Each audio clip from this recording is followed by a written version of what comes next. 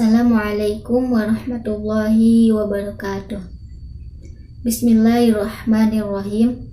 Rabbi shrah li sadri wa yassir li amri wahlul 'uqdatam min lisani yafqahu qawli.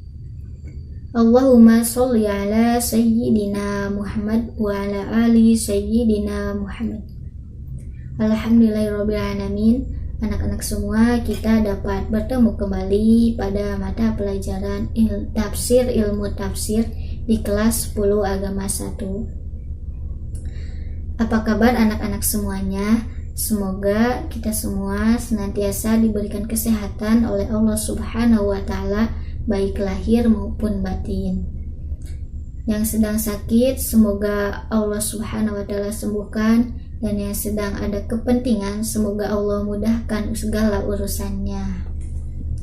Ananda sekalian, meskipun pembelajaran kita kali ini dilaksanakan secara online, kita semua harus tetap semangat dan bersungguh-sungguh dalam melaksanakan pembelajaran ini. Pada pertemuan kali ini, kita akan membahas mengenal Al-Quran. Kita semua telah mengetahui bahwa Al-Quran merupakan kitab terakhir yang Allah turunkan kepada kita semua sebagai pelengkap bagi kitab-kitab sebelumnya. Dan kitab Al-Quran ini juga merupakan sebagai pedoman bagi kita semua agar mendapatkan kebahagiaan dan keselamatan baik di dunia maupun di akhirat. Tujuan dari pembelajaran kali ini, Ananda sekalian diharapkan bisa menjelaskan pengertian Al-Quran baik secara bahasa maupun secara istilah. Yang pertama, kita akan membahas pengertian Al-Quran secara etimologi atau bahasa. Sebelum kita mengetahui pengertian Al-Quran, kita harus tahu bahwa dalam menyebutkan Al-Quran itu terbagi menjadi dua pendapat. Pendapat yang pertama, ulama menyebutkan Al-Quran dengan menggunakan hamzah, yaitu dengan kata Al-Quran.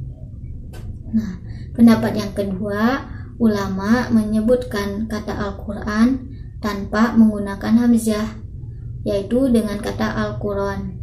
Jadi anak-anak semua menyebutkan Al-Quran itu bisa dengan kata Al-Quran. Ada yang menyebutkannya dengan kata Al-Quran dan ada yang menyebutkannya dengan kata Al-Quran. Anda semuanya bisa melihat di PowerPoint. Berdasarkan ulama yang mengatakan Al-Quran itu dengan hamzah, di sini pengertiannya ada dua. Pendapat yang pertama yaitu menurut Al-Lihyani, bahwa Al-Quran itu berasal dari kata qoro'a yang artinya membaca. Hal ini berdasarkan firman Allah Subhanahu wa taala Quran surat Al-Qiyamah ayat 17 sampai dengan 18. Kemudian pendapat yang kedua itu menurut Az-Zujjaj. Sini Al-Quran itu berasal dari kata Al-Qur'u yang artinya menghimpun, sehingga dapat diartikan bahwa Al-Quran itu himpunan dari surat, ayat, kisah, perintah, dan larangan. Kemudian pendapat ulama yang menyebutkan Al-Quran tanpa hamzah, di sini juga pengertiannya terbagi menjadi dua pendapat. Pendapat yang pertama menurut Al-Asy'ari, dikatakan bahwa Al-Quran berasal dari kata korona yang artinya menyertakan.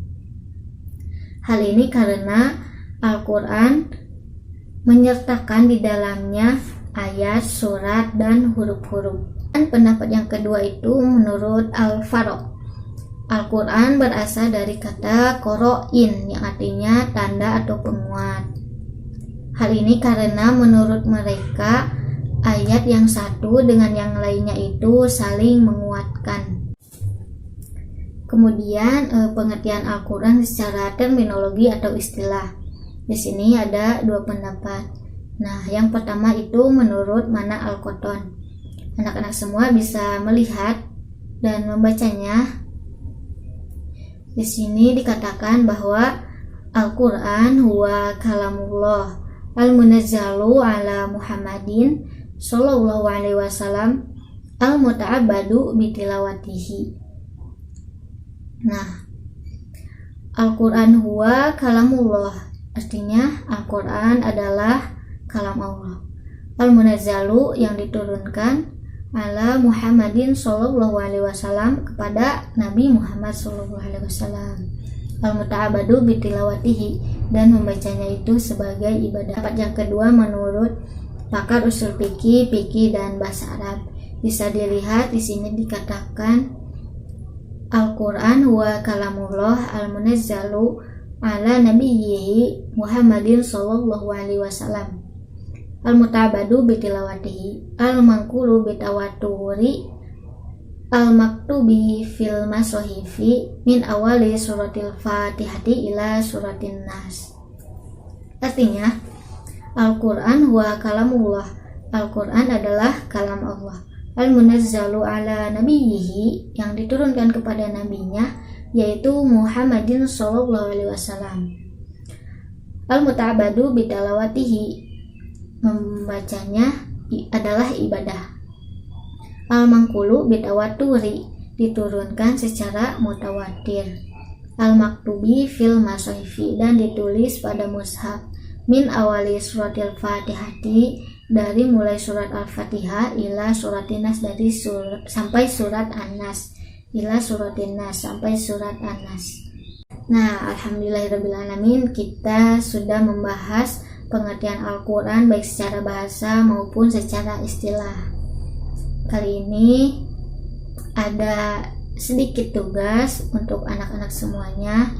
Kalian kerjakan di buku tulis, ditulis dengan rapih. Kemudian apabila telah selesai bisa dilaporkan melalui WhatsApp. Yang pertama, kalian tuliskan pengertian Al-Quran secara etimologi atau bahasa. Yang kedua, kalian tulis pengertian Al-Quran secara terminologi atau istilah. Bukan sekian untuk pertemuan kali ini. Mari kita mengucapkan hamdalah bersama-sama. Alhamdulillahirrabbilalamin. Mohon maaf apabila banyak kesalahan dalam menyampaikan materi. Kesalahan datangnya dari ibu sendiri dan kebenaran datangnya dari Allah Subhanahu wa taala. Wabillahi taufiq wal hidayah. Wassalamualaikum warahmatullahi wabarakatuh.